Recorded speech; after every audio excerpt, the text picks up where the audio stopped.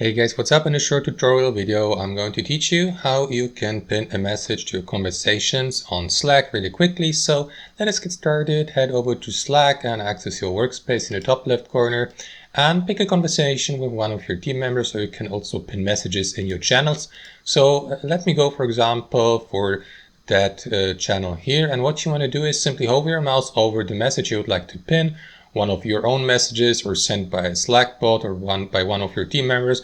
And basically what you want to do, guys, is simply hover your mouse over the given message, move it here to the right, and here at the right hand side of the given message, you will see these three dots here. Click on it, more actions to access it, and from that drop-down menu, simply select pin to channel or use the shortcut P, for example, to pin the given message. And as you can see, now the given message has been pinned so that it will appear among the pinned messages here inside that channel or conversation. That's basically it, guys. You may unpin the given message by repeating the same process. Hover your mouse over the given message, click on these three dots here and select unpin from channel. Confirm by clicking on that button here, and that's it, guys. That's how you do it. Thanks for watching and have a wonderful day.